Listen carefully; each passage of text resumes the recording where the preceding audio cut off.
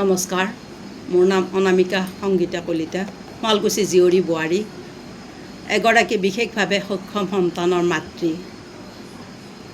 মই মোৰ পৰিচয় সেনেকৈ দি ভাল পাওঁ, কিন্তু মই সেই বিশেষভাৱে সক্ষম সন্তানটোক চোৱা চিতা কৰাৰ লগতে ঘৰখনৰো তদাৰক কৰি সাহিত্যৰ চৰ্চা কৰি গৈছোঁ।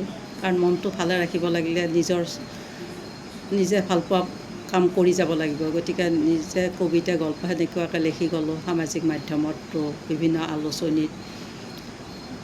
আলোচনী কবিতা গল্প আদি লিখি গ'লোঁ। পেপাৰতো লিখি আছোঁ বহুদিনৰ পৰা। এনেকুৱাকৈ লিখি থাকোঁতে সাংবাদিকতাটোতো জড়িত হ'লোঁ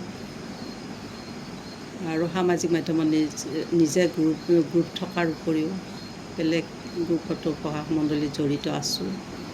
আৰু তেনেকৈ মই ছায়দ মুজিবুৰ ৰহমান ভাইটিক মহীশূৰৰ পোহৰৰ জোনাকী ভাষা সাহিত্যৰ অনুষ্ঠানৰ লগ পাইছোঁ।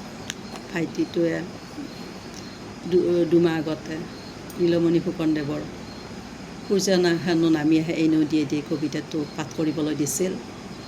আৰু আজি চিনস্বৰূপে ভাইটিৰ পৰা এইটো মোমেণ্ট আৰু মাইসূৰৰ বিখ্যাত মিঠাই আৰু মাইসূৰৰ ৰাজপ্ৰসাদ, ৰাজকীয়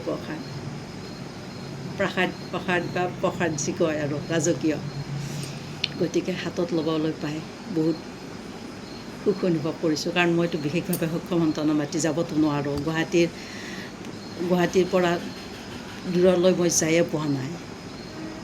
কাৰণ তাক চোৱা চিতা কৰিব লাগে। অলপ সময়ৰ কাৰণে এৰি থৈ গুৱাহাটীত গৈছোঁ আৰু অনুষ্ঠান আদিত যাব লগা হ'লে। সেনেকৈ যাই পিনে নিজৰ চলাই লৈ গৈ আছোঁ। গতিকে আজি এইখিনি বস্তু হাতত পৰাত ভাল লাগিল।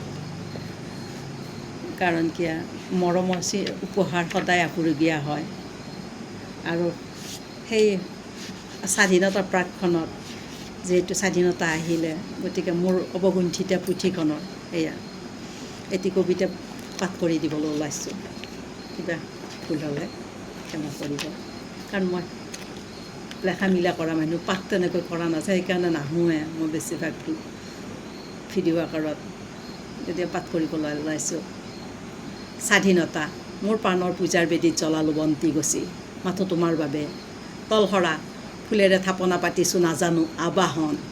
ভাৰতীয়াই তুমিয়েই নুমলীয়া সন্তান, তোমাৰ সপোন স্বাধীনতা এজাক বৰষুণ, বজ্ৰকণ্ঠ কম্পিত ৰজনী, স্বাধীনতা জয়গান। স্বৰাজ জন্মস্বত্ব অধিকাৰ, শান্তি বিদ্ৰোহত বিদেশী বিপৰ্যয় ঘটাই আজোৰা আনিলা ত্যাগৰ প্ৰতীক। আজি দেশৰ মাটিত উৰিছে স্বাভিমানৰ তিৰংগা। আমি স্বাধীন দেশৰ নাগৰিক, বিজয় ধ্বজাখন সন্মান সদায় ৰাখিম। স্বদেশ স্বজাতিৰ হকে নিজকে আহুতি দিয়া প্ৰতিজন বীৰ শ্বহীদলৈ যাচিলোঁ প্ৰণিপাত, যাচিলোঁ প্ৰণিপাত, যাচিলোঁ প্ৰণিপাত। ধন্যবাদ।